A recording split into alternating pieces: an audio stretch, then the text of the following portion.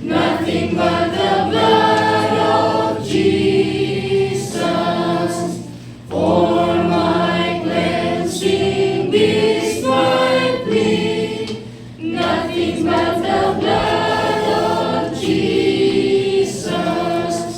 Oh, precious is the flow that makes me white as snow. No other fount I know, nothing but the blood of Jesus.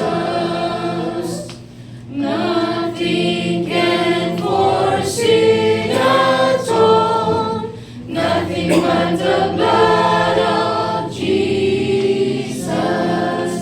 Lord, oh good that I have done, nothing but the blood of Jesus. Oh, precious is the flow that makes me white as snow. No other fount I know, nothing but the blood of Jesus. This is all my hope and feast, nothing but the blood of Jesus. This is all my righteousness, nothing but the blood of Jesus. Oh, precious is the flow that makes me white as snow. No other fount I know, nothing but the blood of Jesus. Amen. Now may I call Brother Joseph.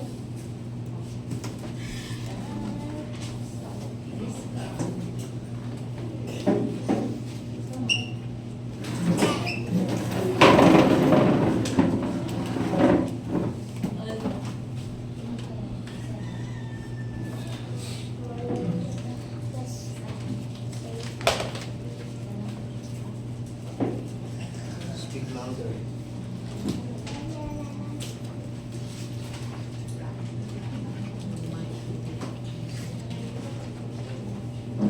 Good morning, everyone. Let us speak unto the Lord.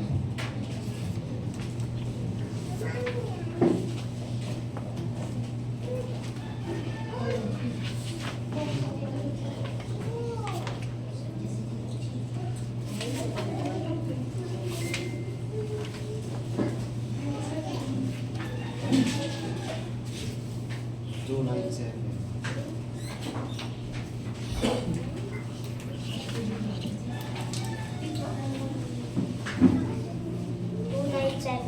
The rock that is higher than I.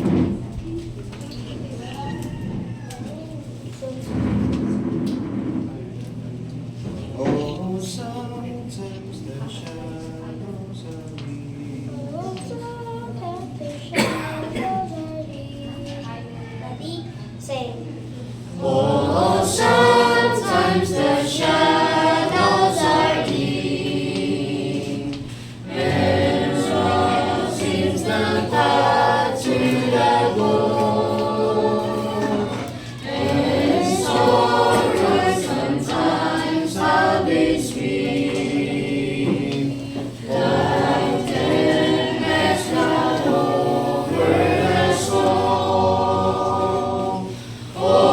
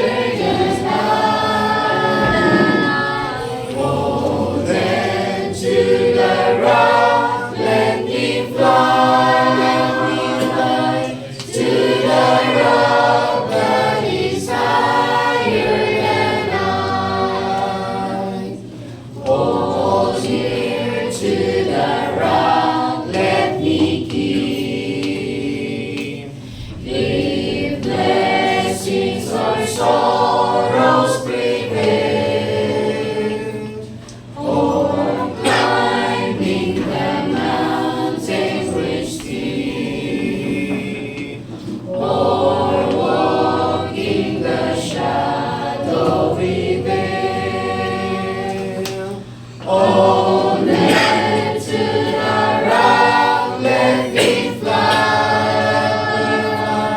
to the rock that is higher than I. Oh, then to the rock let me fly, to the rock that is higher than I.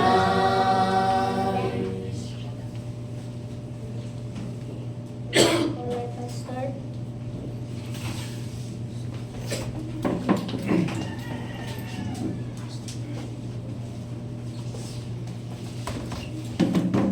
Please open our Bible in Romans chapter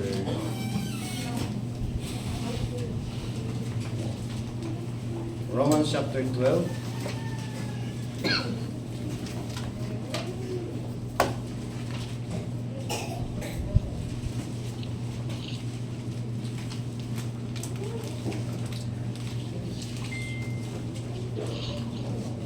Let's all stand. Let's read verses 1 to 6.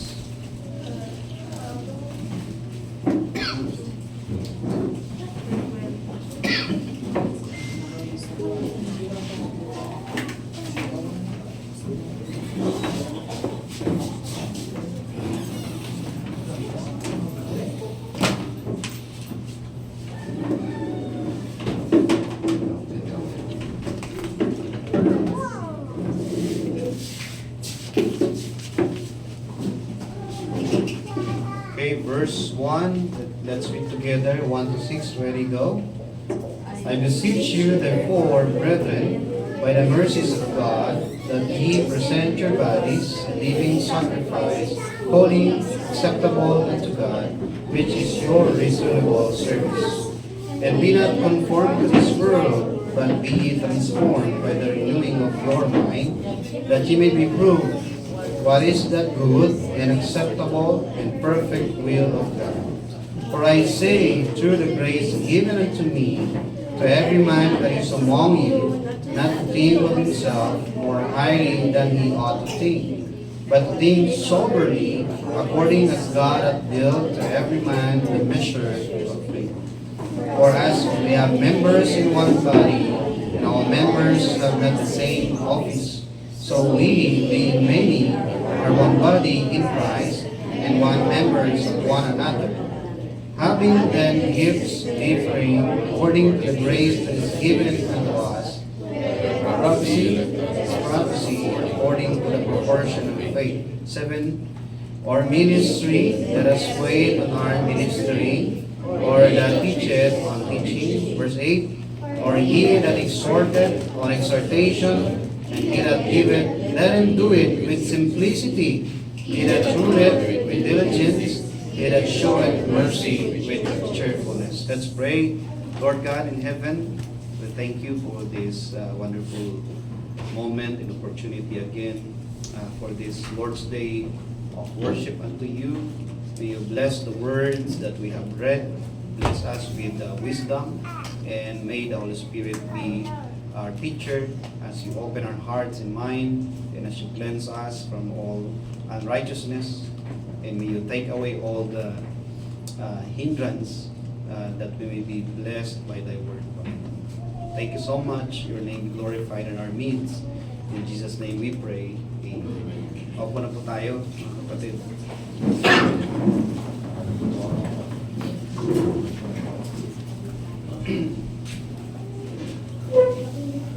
So in verse 1 says, I beseech you, therefore, brethren, by the mercies of God, that ye present your bodies a living sacrifice, acceptable unto God, which is your reasonable service.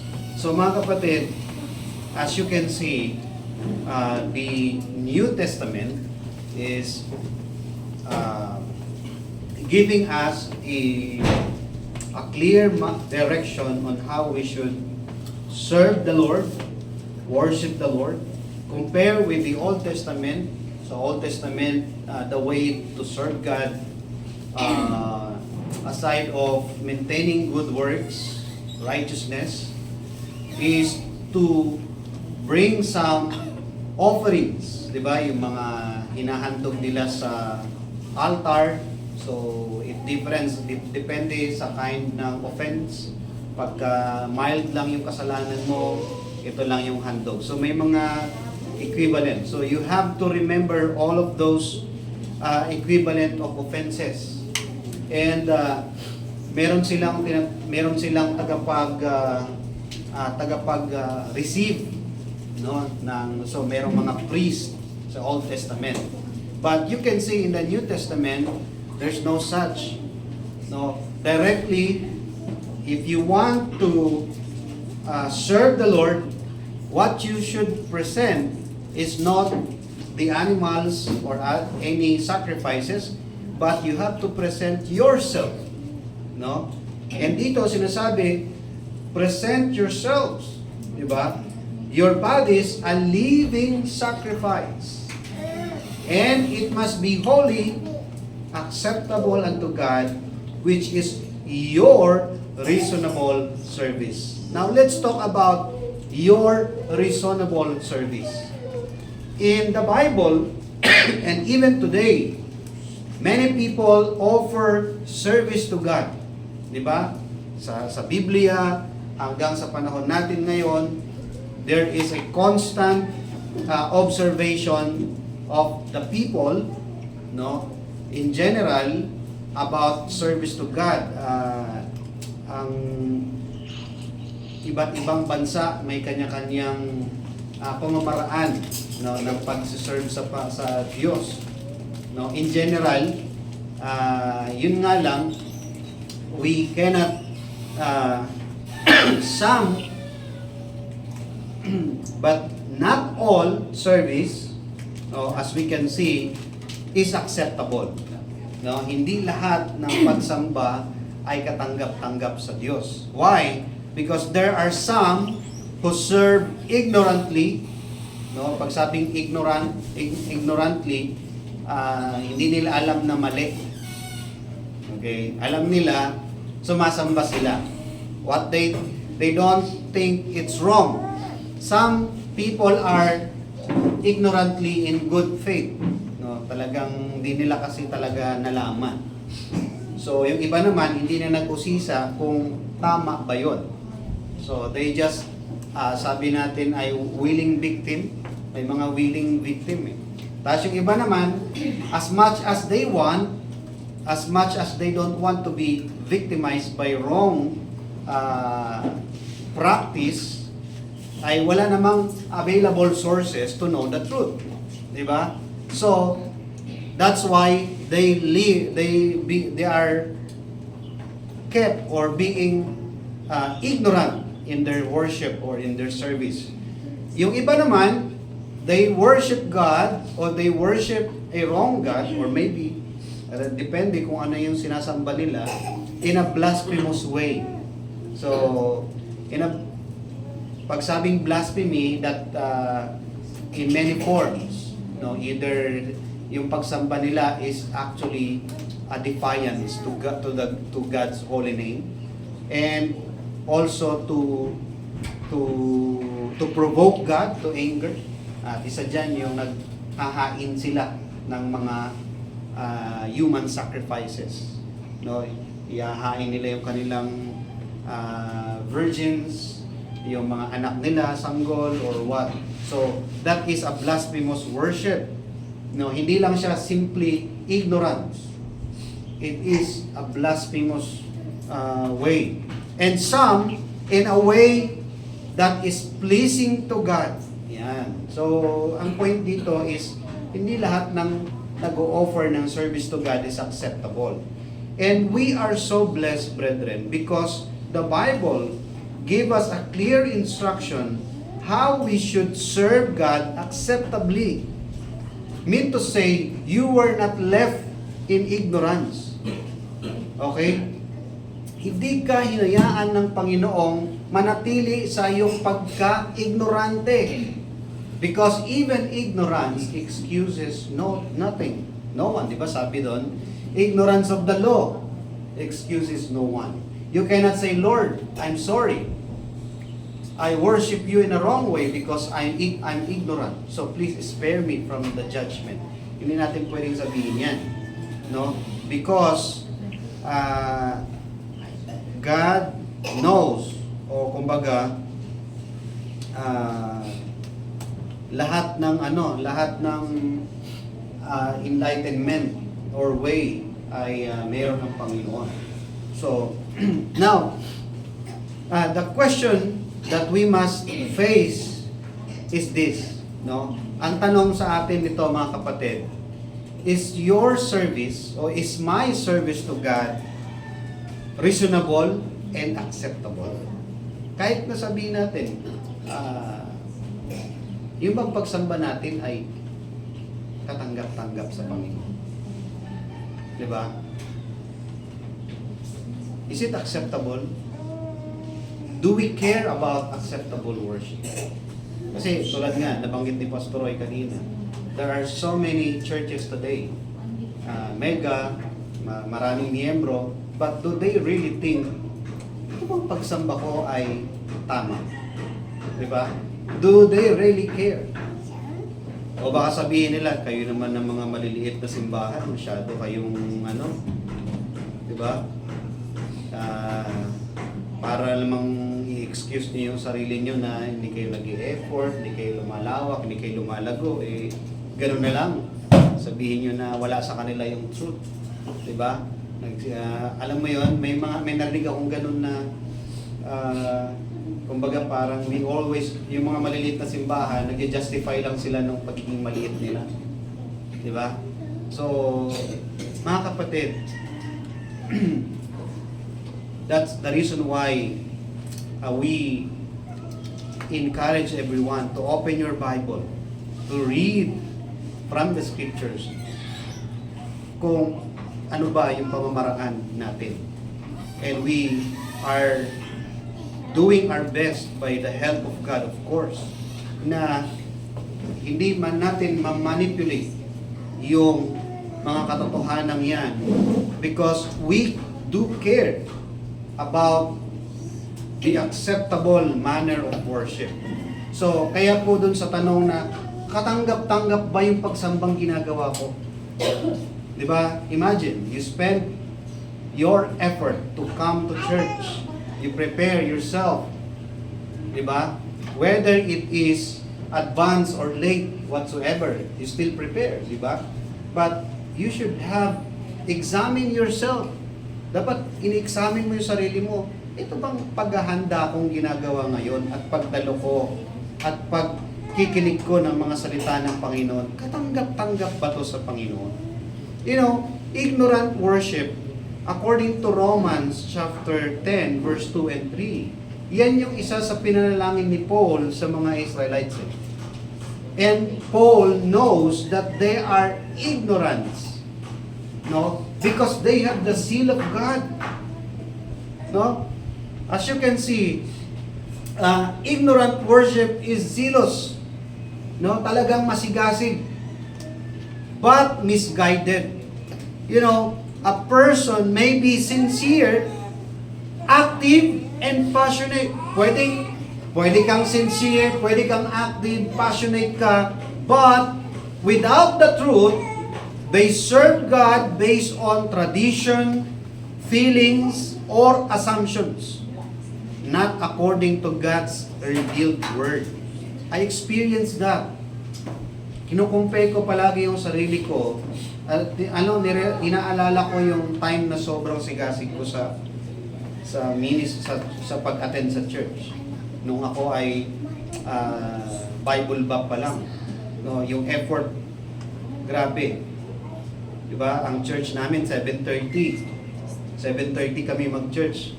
So, you have to be there so early. Tapos, at sharp ng minuto lang, hindi ka palalampas, talaga magsisimula kami. Tapos, visitation every day yun. Ang pahinga namin, Monday, tsaka Sunday, tsaka Monday, rest yan. Tuesday to Saturday, from morning, and then afternoon visitation niya. nakakorbata kami sa city, mag-iikot kami dyan. Wala kami ng flyers, papasok kami sa mga offices ng government, nangungulit kami doon. Diba? Nangu-witness kami kasi we believe na by doing so, baka may maligtas na kaluluwa. Ganun yan. Yeah. Pero pag kinukompare ko yung zealousness namin compare sa Bible ba at saka primitive, medyo malayo. Di ba? You know, ignorant worship o ignorance is might be very active ka, very passionate, pero hindi you cannot say na it is acceptable.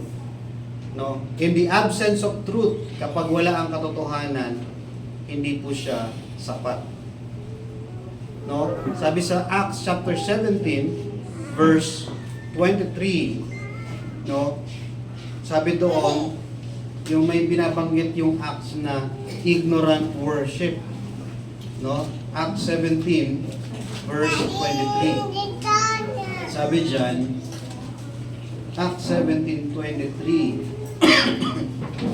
Sabi po dito ay, for I passed by and beheld your devotions.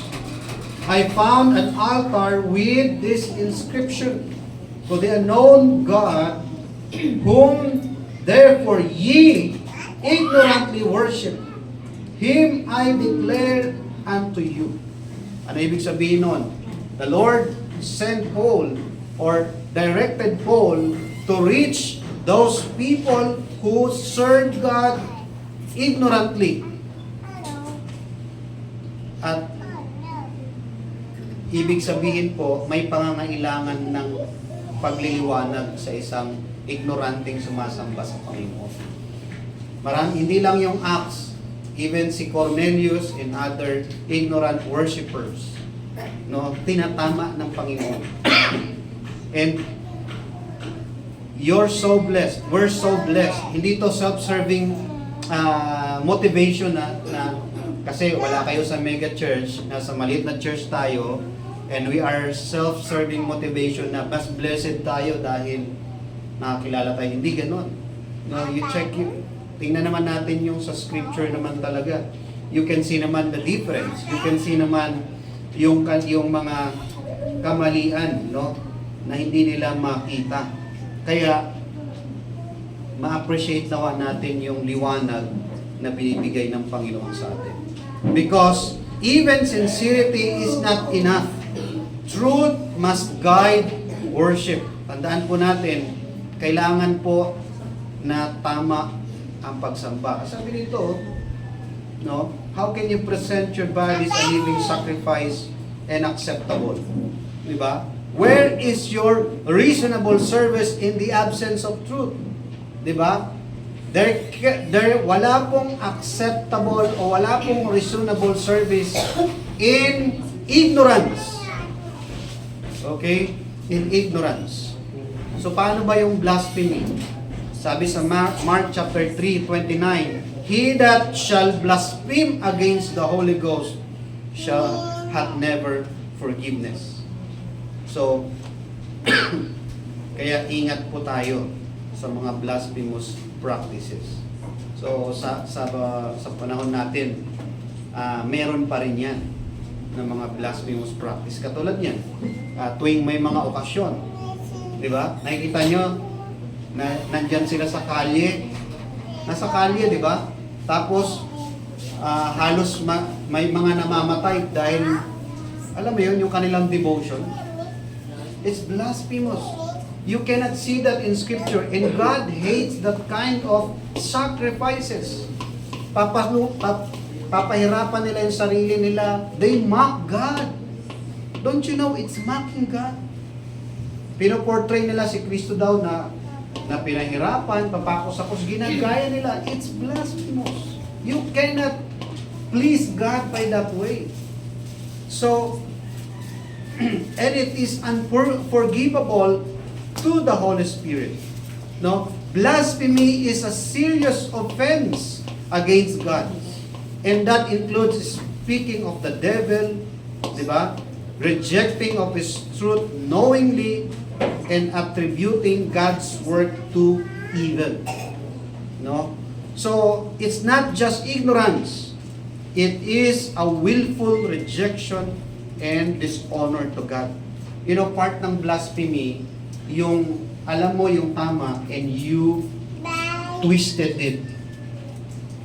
Okay? Alam mo yung katotohanan tapos you twisted it. Tinutwist mo siya at saka ililigaw mo yung ibang tao. Okay? Sana wala nang gumagawa sa atin ng ganun. Because it is unforgivable offense. Mean to say, mapapatawad ka sa ibang pero dito, ibig sabihin talagang sisingilin ka ng Panginoon dyan. No? Alam nyo, may mga kasalanan tayo na pinatawad ng Panginoon. Pero yung against the Holy Spirit ay talagang sisingilin sa atin yan. Naalala nyo si Ananias and Sapphira? Saan sila nagkasala? Sa Holy Spirit. Kaya ang ginawa sa kanila, pinatay sila immediately. Bakit mo gumawa ka ng tawag ito? Ng kasalanan against the Holy Spirit. Ano pa? Pangatlo is the acceptable and reasonable service. Yung sabi dito sa verse 1 to 3. No? Pag sabing living sacrifice, it means we should offer our body, our life, actions, and time. We cannot say, ino-offer natin sarili natin, pero hindi tayo mindful sa ating oras, sa ating actions. Di ba? So, it must be a continual surrender of our time and life to God. Reasonable service means response to God's mercy. Bakit natin ibibigay yung ating sarili sa Panginoon? Because that is our response to His mercy unto us. Isip mo ba na dahil sa kahabagan ng Panginoon, why you are still here today? Diba? Na-realize mo ba yun? Na bakit kaya ka nandito ngayon dahil sa awa ng Panginoon? Yun ang sabi niya No, it is of the Lord's mercies that we are not consumed. Kung ikaw, honest ka at aware ka sa mga pagkakamali mo, you will appreciate mercy today because you are still alive and still have the chance or the privilege, the opportunity to worship God. Diba, kung honest ka sa sarili mo, ipagpapasalamat mo ang kahabagan at ang kaawaan ng Diyos sa iyo ngayon na nandito ka pa. Sa dami-dami ng mga pagkakamali mo, buhay ka pa, tapos makakasamba ka pa rin sa Panginoon. Di ba? So, yun ang isang, when you surrender or you present yourself as a manner of sacrifice or living sacrifice to God, yun yung tugon mo sa kahabagan ng Panginoon. Second, a transformed mind. Pag sabing acceptable service, of course, meron kang surrendered life. Pangalawa, transformed mind. Yung bang binagong kaisipan. We need to transform our mind. Iba kasi ang natural mindset natin. Kailangan mong kailangan mo ng complete change of mindset. Kasi pagka hindi mo ito win-work out, yung pagbabago ng kaisipan, maglalaban palagi and more often, hindi susunod yung iyong katawan. Diba? Kapag hindi mo binago ang iyong kaisipan. Okay? Hindi susunod. Laging maglalaban yan. Diba? Sabi dito, and be not conformed. Sabi sa verse 2, and be not conformed to this world, but be transformed by the renewing of your mind. No, kailangan po yung transformation ng ating kaisipan. Be transformed means change from within. No? Ang unang-una talaga nating babaguhin bago yung mga habit natin, una muna is mindset. Let's change our mindset to what the Bible said. Diba? Bago yung susunod yung mga habits natin. Okay, self-renew. And then, renew your mind through God's truth. So, part ng pag-transform ng kaisipan natin is to expose ourselves with the truths. Okay? Saksakan natin ng mga katotohanan yung ating kaisipan.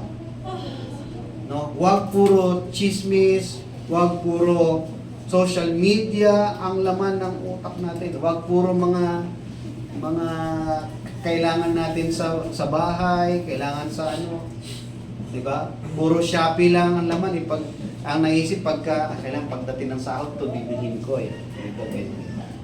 Saksak puro na wala nang laman ng spirituality. 'Di ba? Wala ka na isa, occupied ka ng mga makamundong bagay. Ito, hindi ko kalimutan yung mga utang ganito. Di ba? Occupied. Totoo yan We have to change that mindset. Kailangan natin i-address yan. Kasi kung hindi madadala yung katawan natin. No? Ano pa? Acceptable worship o acceptable, reasonable service is a surrendered life, a transformed mind, and a humble spirit. Kailangan natin ng mapagpakumbabang spirito. Do not think highly of yourself. Yan sabi dito. Verse 3, for I say, through the grace given unto me, every man that is among you, not to think of himself more highly than he ought to think, but to think soberly, according as God hath dealt to every man the measure of faith. No? A humble spirit. Sabi ng Panginoon, God resisted the proud, but giveth grace to the humble. You cannot really please God in your service if you have that high-minded. No? Kung gusto mong katanggap-tanggap o tatanggapin ng Panginoon yung iyong handog, diba? Kailangan natin ng humble spirit. Serve with humility and proper understanding. You know, acceptable service is surrendered, transformed, and humble. So, these are the things that we have to be remembered or to take note, no? Now, how to do acceptable and reasonable service? Siguro i-extend natin dito to be specific. Kapag nagsiserve ka na, kanina, what is acceptable service? Now, pag acceptable service, dapat surrendered, transformed, and humble. Now, ang question is, how? Yung how kasi ito na yung gagawin mo Okay? Number 1, be available. Be available.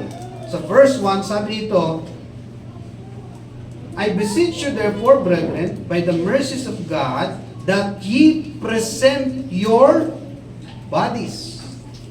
Ano ibig sabihin yan? Availability. You want an acceptable service, a reasonable service, be available. Yun ang reasonable. You cannot serve when you're not available. Parang sa trabaho lang yan Gusto mo ng acceptable service o sabihin natin performance. If you are performance-based, kami dito sa current work ko, performance-based. Every month, meron kaming, kailangan namin iset yung aming performance. And our performance will be rated depend on the reasonable output. So, importante yung result. So, pag may pinangako ka, ito yung gagawin ko sa buwan na to, mag-uusap kayo ng boss mo ulit kung na-comply mo siya. Di ba? Eh kung hindi ka available, bagsak ka na kaagad.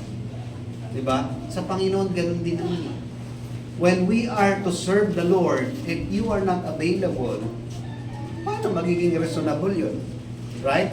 When someone is, sabihin natin, nagpa-promise sa'yo, I promise that I'll be with, pupunta ako niyan, samahan kita. Tapos pagdating ng time, ay sorry, hindi ako available. Is it reasonable? Diba? Yung pangako mo, reasonable ba? Hindi. Be available. Sabi dito, present your bodies. You know, to serve God, you must first make yourself available.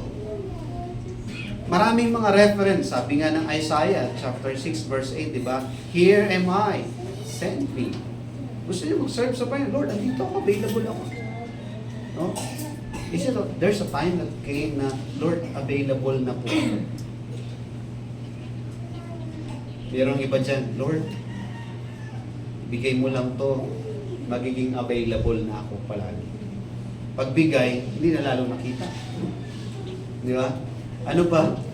Lord, pagka senior na ako, yung retire na, doon ako available. Nung nag-senior na, lalo hindi naging available. Kasi marami ng sakit. Di ba? Mga kapatid, availability is very important in your service to God. Now, of course, ang pag-serve sa Panginoon, no, as you are able. Di ba? Ano pa? God uses those who are willing to be used. No, availability comes before ability. I think walang sense yung kakayanan mo kung hindi ka available. Tama? In service to God, availability is on the top, no, qualification of the Lord's servant. Second, no, how to do an acceptable and reasonable service. No, be available. Second, be willing to change. Be willing to change. Verse 2, and be not conformed to this world, but be transformed by the renewing of your mind. So, kailangan mong maging willing magbago ng mindset. Be transformed. Ibig sabihin, hindi applicable yung old mindset natin in service to God. We have to change it according to the Scripture. Diba? Bakit hindi siya fit sa service yung dati nating kaisipan, mindset natin na, David, nasa Panginoon naman ako nag-iisip eh. Diba? Kahit wala ako every Sunday, nasa isip ko ang Panginoon. That's the old mindset, right? Hindi yun fit doon sa acceptable worship. Okay lang yan. Diba? Basta importante yung nasa puso natin. Hindi na ganun. No? Kailangan nating baguhin yan by the renewing of your mind. At sabi dito, if you change, ano bang purpose ng change? That you may prove. Ito sabi dito, renewing of your mind, that you may prove what is that good and acceptable and perfect will of God. Yun. Kailangan mo palang baguhin para ma-prove mo kung ano yung tama, ano yung acceptable. Ano? So, in 2 Corinthians 5:17, diba, sabi doon, if any man be in Christ, he is a new creature. So, hindi ka naman makakapagbago kung hindi ka transform ng Panginoon, di ba? So, sabi ng Ephesians 4:22, verse 24, put off the old man, no, and be renewed. Sabi doon sa Corinthians, sa Ephesians, put off the old man. Sabi naman ng Colossians, put on the new man. So, when there is putting out, merong putting in. Right? That's part of change. Be willing. Bakit kailangan ng willingness of change? Bakit? Kasi po hindi madali magbago. Because it gives, sometimes nagbibigay po ito ng hassle. Yung pakiramdam na inconvenience naman yan, pastor. Bakit? Alam nyo, sanay tayo sa routine natin eh. Ano yung nakasanayan, yun yung madali. Di ba? Yung nakasanayan mo, madali. Kahit nakapikit ka pa, hindi ka matatalisod, di ba? Pero kapag ka nagbabago ka, nag-a-adjust ka eh. Sa ating pamumuhay sa Panginoon, kailangan mo rin ng pababa. For example, itong pagbabasa natin ng Bible, pananalangin. Hindi yan convenient sa lumang pagkatao natin. Pero sa bagong pagkatao na kailangan mong i-develop, baguhin, effort yan. Pag dumating yung time na naka-adapt ka na, masasanay ka naman na. Diba? At magiging convenience na sa'yo kasi hinahanap mo na. No? God is not looking for unchanged people doing religious acts. He wants transformed lives. No? Change from inside and out. Hindi niya po hinahanap yung mga unchanged people to do religious things. Diba? Hindi niya kailangan ng maraming tao na mga unconverted para gawin yung mga gawain ng Panginoon. Nakuha po natin, halimbawa, dito sa church, maglinis ng ganito, ganyan. It's better na ginagawa ito ng isang transformed mind. Kasi pag ito ay ginagawa ng unchanged person, inisip nilang dito, sweldo. Wala naman bayad si pastor, palinis na ng palinis. Di naman. Pagka may transformed heart ka, you will not look into it. Ayaw mo nga magbabayad, di ba? Kasi you do it for the Lord. Di ba? Pero pag unchanged yung heart mo, hindi siya para sa Panginoon, para sa tao.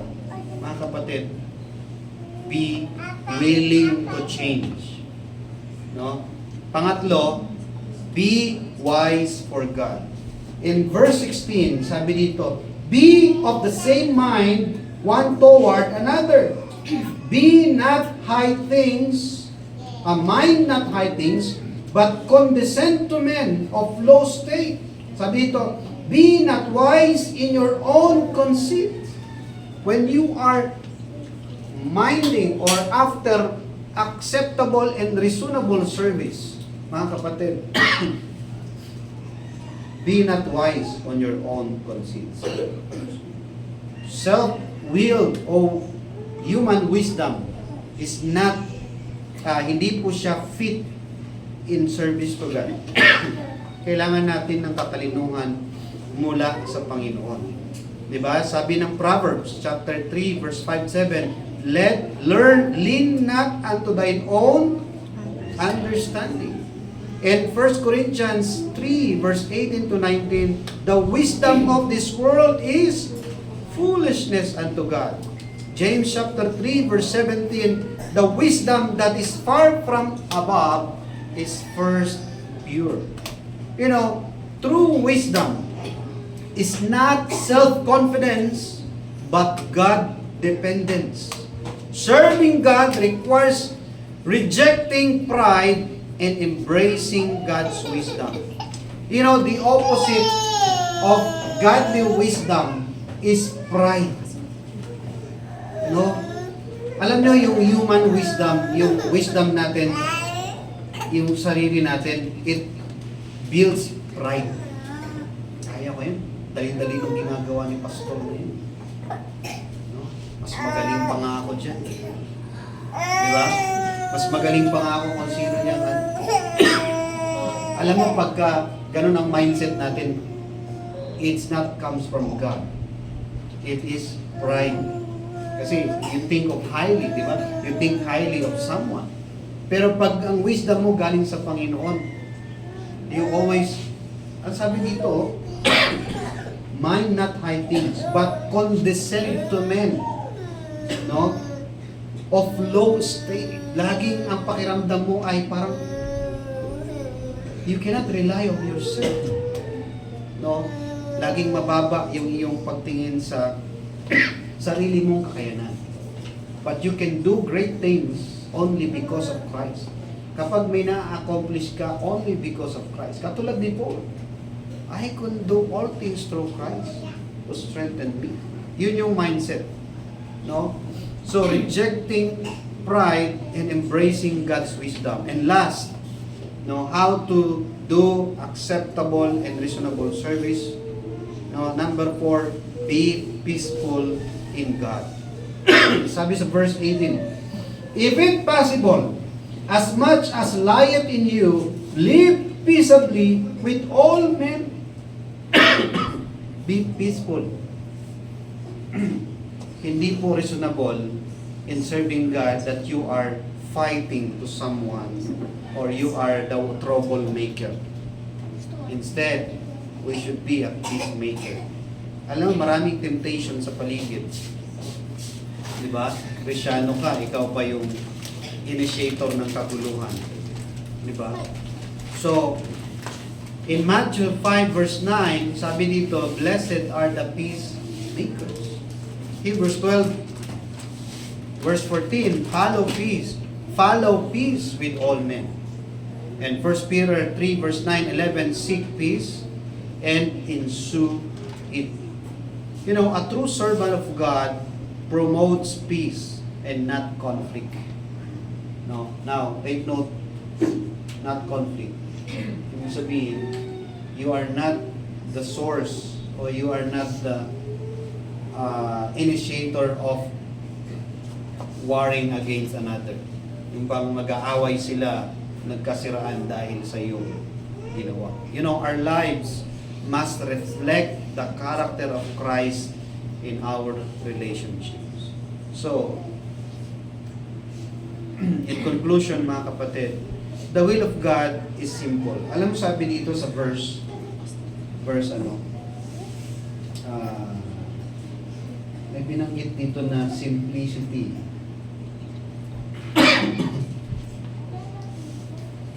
May binanggit na simplicity dito. Isang banda yun. Yan, sa verse 8. Or he that exhorteth on exhortation, he that giveth, let him do it with simplicity. No? He that ruleth with diligence, he that showeth mercy with cheerfulness. You know, God loves simplicity. Simple, clear, and perfect. The will of God is simple. Hindi po siya complicated. Yung mga instruction ng Panginoon, napaka-simple. Walang mga mathematical headache dyan. Diba? Hindi mo kailangan ng maraming equation. It's simple and clear. No? Perfect. No? But our self-will makes it complicated. Kadalasan, it complicates yung sarili natin. Diba? Kasi kaya nagiging komplikado sarili natin, we make some resistance. We try to alter. Yung simple, gusto pa nating bigyan ng rason. No, palagi nagiging komplikado dahil we always put reasons and alterations. Kaya ang Panginoon, sabi niya, huwag niyo nang baguhin, huwag niyo dagdagan. Alam mo, tayo kasi gusto natin nagmo-modify tayo palagi. Tignan mo, pag bumili ng motor, yung original design, mga ilang weeks lang o nag-iba na itsura. Isipin mo, naka-engineered yung mga motorcycle, nag-iba itsura. Ginastusan na, naging hindi pa safe. Kung ano nang ginawa, tinanggal yung tapaloto, nilagyan ng plat, na kung ano-ano. Diba? Naging komplikado. Ang isip natin, in nature natin. But if we have this transformed mind from God, what is given, clear and simple, don't add, don't less. Diba? Ganun naman sabi ng scripture. Huwag ka na magdagdag, huwag ka na mag-bounce. So, to offer a reasonable service, we must fully surrender, transform, and walk in humility, and live in obedience. Only then can our service be acceptable to God. Ibig sabihin, naglilingkod ka sa Panginoon eh.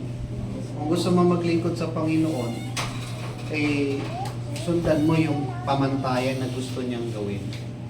Okay?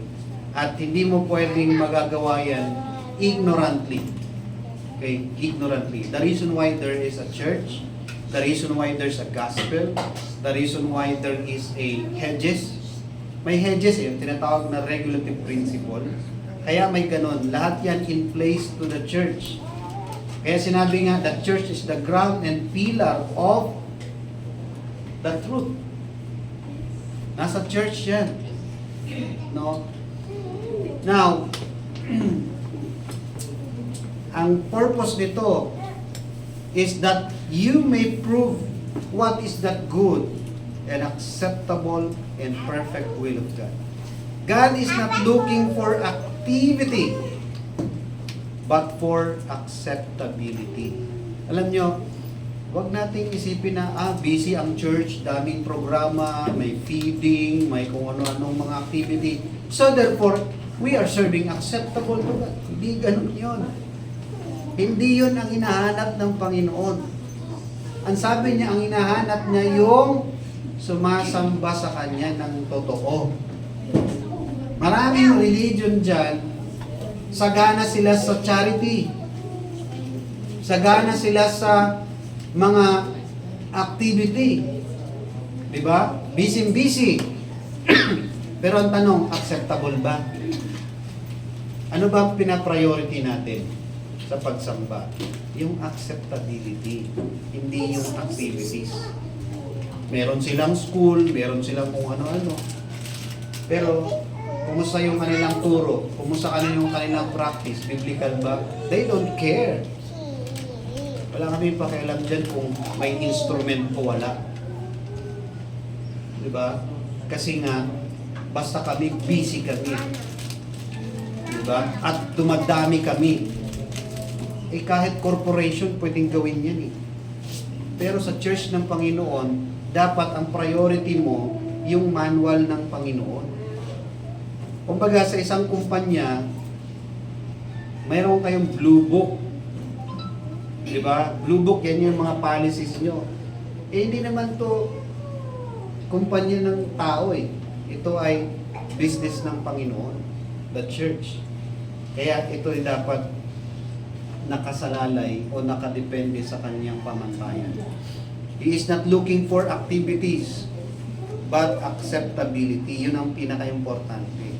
Let us align ourselves fully with His will, that our service may truly honor Him.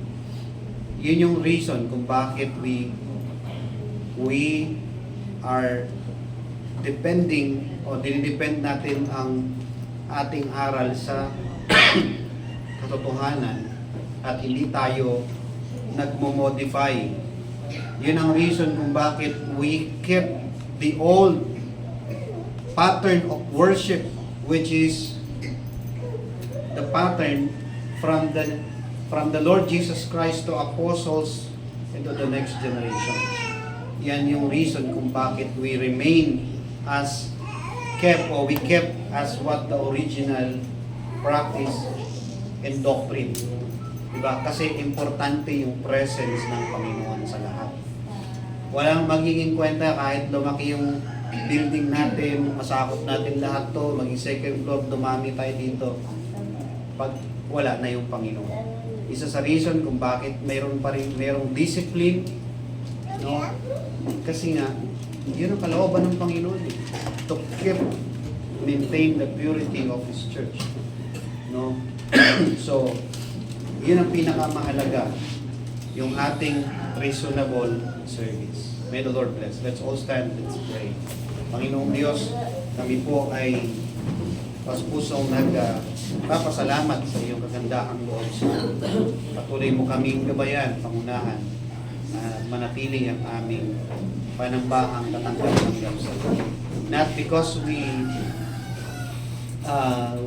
prefer to do it, but because we do it as you commanded. Nawa ikaw ang maluwalhati at mag-glorify lamang sa aming kalagitnaan. Patuloy mong gabayan, pagpalain ang bawat isa. Purihin ka, Panginoon, sa pangalan ni Jesus. Amen.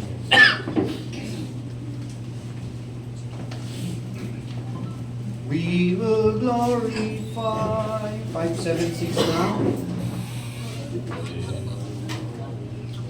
576 now.